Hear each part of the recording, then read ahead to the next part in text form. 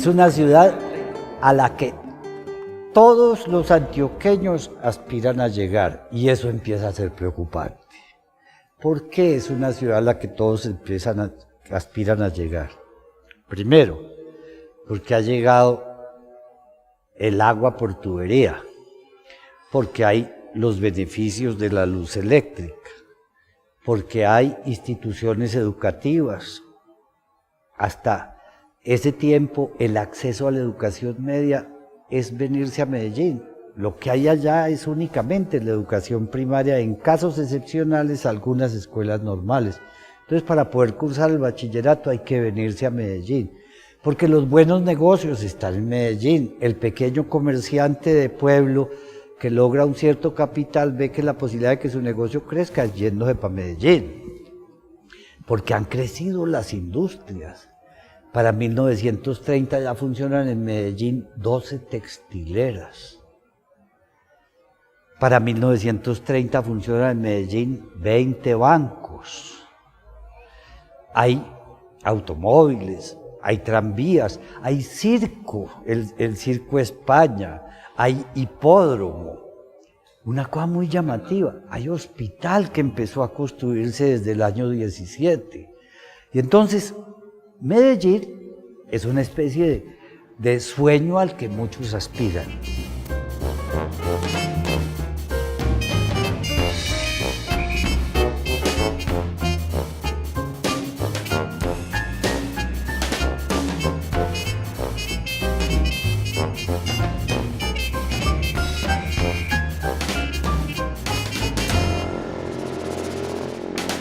Estas observaciones que seguramente otros, pero yo también he hecho, son un poquito más bien como derivaciones de leer distintos aspectos de la vida cotidiana de Medellín, en donde de alguna manera lo fundamental era mostrar, digámoslo así, como una cierta creatividad social y económica que existía. Obviamente desde siempre, seguramente los sectores que podíamos llamar de clases sociales o de clases económicas se daban. Y había gente, pues digamos, que ya había tenido una alta capitalización, digamos, que fue precisamente el origen de la industria que provenía de la riqueza, digamos, cafetera por un lado y por otro lado la minería. Estos fueron los dos grandes filones para que empezara a haber, digamos, lo que se llama una acumulación inicial de capital que después se fue, digamos, organizando en torno a industrias que también fueron entonces creciendo.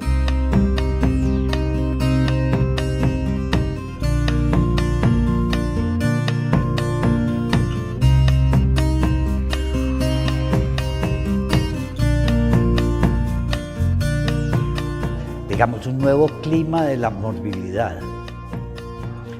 Accidentes, lo que hoy llamaríamos accidentes de trabajo, a granel, que le metió la mano a esa máquina, bueno, que no supo manejar el cable de tal cosa, que le cayó esa cosa encima porque no supo apartarse. Digamos, toda la gente está aprendiendo a moverse en otro nivel. No existen esas nociones que hoy tenemos de seguridad industrial, entonces, pues que no tenía nada en la cabeza y le cayó, claro. Y adicionalmente, otra cosa que deriva de las nuevas condiciones sociales, la mayor parte de los obreros ya no producen lo que consumen. Cuando están en el campo, los campesinos producen una parte de su consumo. En la ciudad, ellos toda su fuerza de trabajo la venden, a cambio de eso reciben dinero. Entonces, necesitan comprar muchas cosas. Ahora compran la leche, compran la comida, compran la ropa, tienen que comprar otro tipo de cosas. Si tienen un hijo que va a estudiar o él mismo, necesitan el cuaderno, una cosa que no es una necesidad en el campo. Aquí necesitan el cuaderno. Necesitan, cuando llegue la luz eléctrica o el acueducto, necesitan el tubo, necesitan la llave, el candado, 1000 cosas que dan lugar a negocios. Pero lo que me importa, ahora la comida pasa porque también es un negocio. Y entonces, si ya usted no sabe qué se come, como nos pasa hoy. Bueno, le llevaron la comida, bueno. No supo cómo venía, y si venía mala, bueno. Entonces hay un cambio en los patrones de morbilidad. Ya no se caen del caballo, pero les cae la máquina. Ya no tienen el accidente de que se ahogaron atravesando el río. Ahora se tomaron un agua que venía de por allá y venía mala. No hay cómo conservar la carne. Entonces compran la carne el viernes y de pronto, sin tener los mecanismos de preservación, resuelven que el martes todavía está buena para comérsela. Y eso va produciendo otros patrones. Obviamente, el hospital que existió en Medellín por allá hasta 1920, el famoso hospital departamental, que había sido el antiguo Hospital San Juan de Dios, el único que había en la aldeíta, ya no da abasto por las enfermedades, por las epidemias, también por la violencia y los traumatismos. Estos médicos entonces se la tuvieron que ver con unas transformaciones radicales del entorno. ¿Qué hizo? Que una ciudad que nosotros vemos tan pujante, tan dinámica, pues lleva aparejado unos fenómenos indeseables que tienen que ver con el desaseo, con el hacinamiento, con las basuras, con la contaminación y con la violencia. Eso fue fundamental. Ahora, uno no le puede echar la culpa a los marginados. El asunto es que hay unas clases sociales de antigua data en la ciudad que miran con enojo a los recién llegados, como aquellos que son los que van a traer las enfermedades, como aquellos que van a traer los problemas, porque se tiene la idea de que el que no tiene recursos es portador de una cantidad de elementos nocivos para esa sociedad que estaba tan bonita y tan organizada, en una ciudad tan linda y tan organizada como era Medellín. La oficina de accidentes comienza a prestar servicios de manera deficiente debido al incremento de heridos y de enfermos en la ciudad de Medellín. Este hecho da paso a la creación de la Policlínica Municipal. Por el mismo acuerdo se suprimió la oficina de accidentes. En la Policlínica Municipal se pretendía dar asistencia quirúrgica a los habitantes de la ciudad y atender a todo tipo de enfermos, preferencialmente a personas pobres de Medellín y de sus fracciones. El término policlínico fue más adaptado a lo que en ese momento existía aquí en Medellín. En la oficina de accidentes se atendía todo tipo de personas, mujeres, niños, accidentes de todo tipo. Mientras funcionó la oficina de accidentes hasta 1926, no había diferenciación en especialidades. Policlínica viene de policiudad y camas para atender urgencias en las ciudades. Entonces una policlínica es el sitio donde llegan los enfermos y los heridos que son atendidos pero que no amanecen allá, es como una cuestión externa, que era como se atendía. Ya los otros iban, o cirugías más complicadas, esta era para pequeñas cirugías y atender las heriditas y poner las curitas y de pronto algunas oraciones, pero policlínica tenía ese sentido. Ya después va adquiriendo el sentido con que la conocemos hoy en día, un sitio donde llegan los heridos y donde hay que aplicar la cirugía de alta, ¿cómo se dice?, de alta medicina o alta ciencia para poder aplicar a esos heridos para que no se mueran. A partir de 1926 se trasladó a la plazuela Uribe Uribe y tomó el nombre de Policlínica. Una de las exigencias que hizo el municipio, la municipalidad, era que se atendiera pacientes de ortopedia. Entonces ya uno veía que lo que inicialmente era una oficina, digamos, de atención epidemiológica, después de trauma menor, después de trauma complejo, ya tenía obstetricia, tenía pediatría, tenía ortopedia. Piensa uno que el término lo adaptaron a la situación vivida de esa oficina de accidentes. El término policlínica surge de un espacio que atiende varios tipos de enfermos, digamos, varias clínicas En medicina se llama clínica médica, es las enfermedades internas, en ese entonces se llamaba así. Una clínica quirúrgica es la que se encarga de la atención de los heridos, una clínica ortopédica, una clínica oftalmológica, y este servicio precisamente se llama policlínica, ya es abierto no solo a heridos, sino también atendía a otro tipo de enfermedades, por eso se llama policlínica.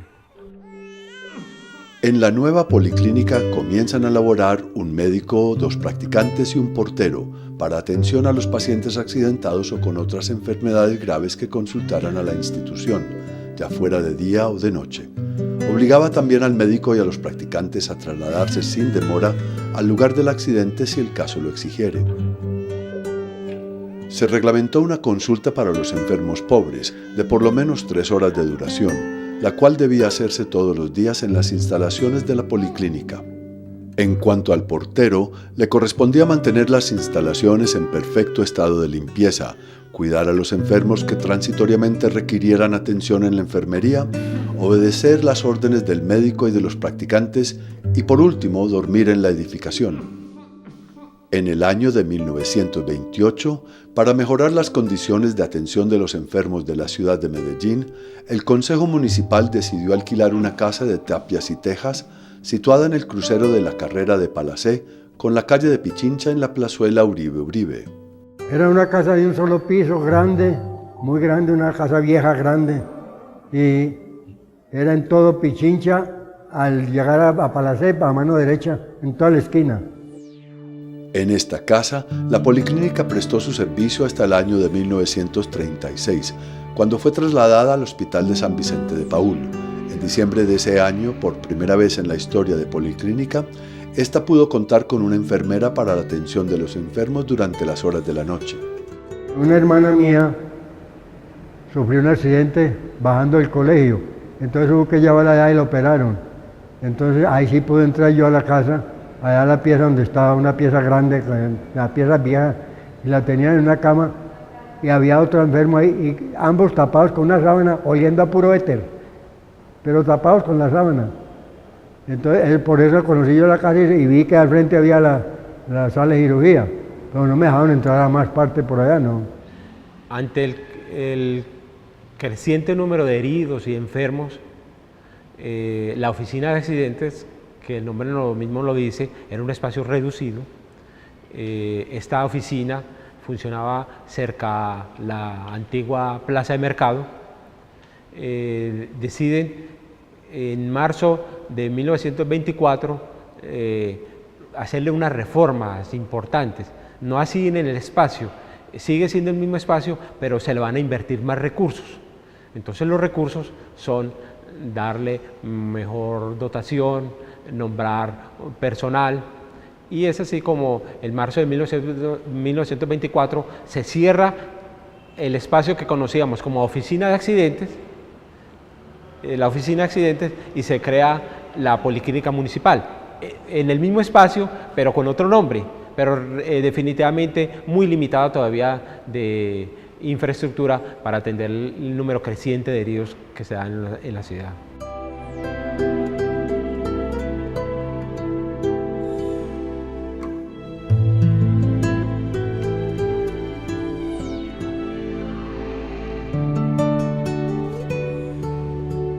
Recordar también aquí que incluso por el uso de los machetes, en Medellín fue una de las ciudades que más tuvo desarrollo en la posibilidad de volver a pegar manos o órganos amputados, pero en particular las manos, en los macheteros de los sectores del norte, del noreste de Antioquia, etc.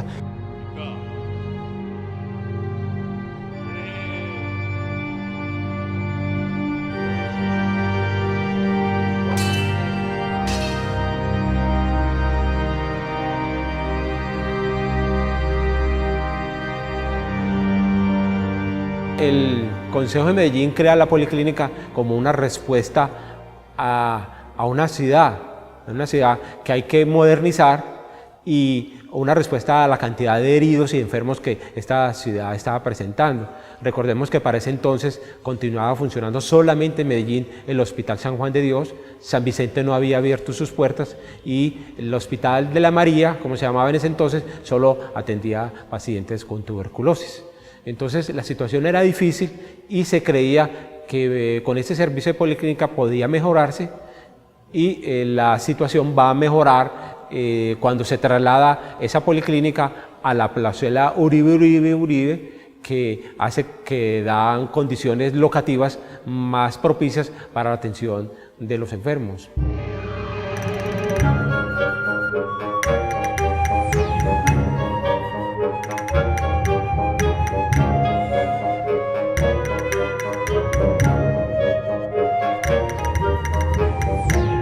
Para 1927, la policlínica incorpora a un médico importante, al doctor Pedro Nel Cardona. Él había hecho también su rotación como en la área quirúrgica, clínica quirúrgica, y el municipio de Medellín da una partida para mejorar la institución en su infraestructura. Entonces se consigue instrumental, se construye, se reforma una salita de operaciones. Esa salita de operaciones dice que ya tiene una buena mesa para operar los pacientes. Recibieron con mucho júbilo el espacio que tenían en la oficina de accidentes.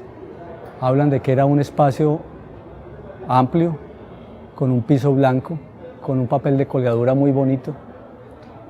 Contaban con una sala de operación traída de Francia, con una mesa de operación, perdón, traída de Francia, que les permitía los movimientos para poder hacer una cirugía cómodamente. Los movimientos de subir o bajar la cabeza o lateralizar el paciente.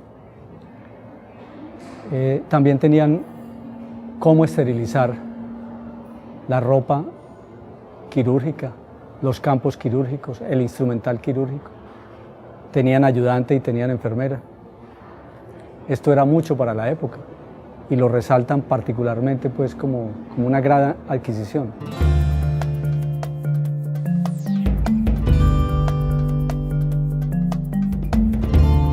Son adelantos y seguro que la sociedad de Medellín entendió que se estaba mejorando la atención de los enfermos. Eso de lo del piso es porque un piso precioso, la mayoría de las casas de Medellín eran en baldosas de barro, entonces ya es un progreso y así lo hace ver el médico director de ese entonces, que habían progresos locativos importantes.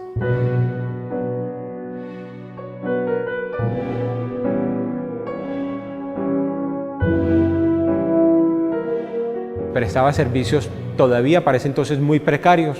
Los pacientes llegaban a cualquier hora del día o de la noche y los médicos operaban y muchos de estos pacientes no podían dejarse hospitalizados, sino que se mandaban para las casas. Algunos se podían ubicar en el San Juan de Dios y los médicos se lamentaban de esa situación, que algunos pacientes a cualquier hora de la madrugada, incluso lloviendo, después de operados, incluso podemos pensar de cirugías abdominales, tenían que ser atendidos, continuar su recuperación en sus respectivas residencias. Esto fue una situación muy difícil que los ciudadanos sufrían, los enfermos sufrían, y empieza a mejorarse cuando esta misma policlínica compra ya 2 catres de hierro, 2 camillas, y ellos se sienten muy orgullosos porque le comunican a la comunidad que ya se dispone de 2 catres de hierro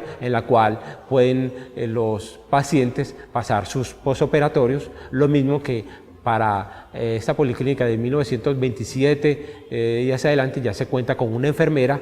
Antes no se disponía de enfermera, sino que era el mismo portero, era el que cuidaba a los enfermos. Durante los años 30, Medellín ya se había convertido en una ciudad. Contaba con el servicio de luz eléctrica, acueducto, alcantarillado, tranvía eléctrico, teléfonos y aeródromo.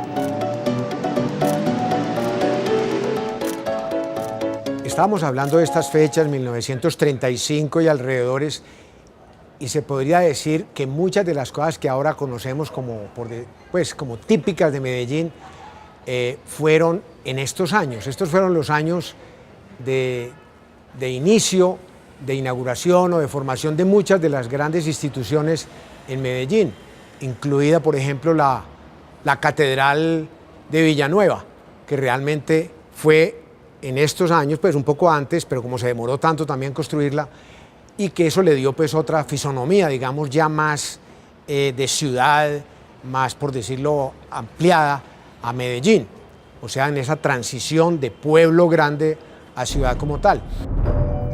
Sin embargo, un cronista de la época escribía: el pasear por la ciudad en la noche causa verdadero pánico.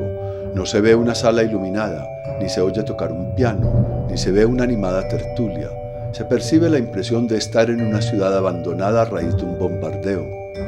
Esto era explicable, ya que la violencia en los distintos espacios estaba afectando la vida social de los habitantes de Medellín.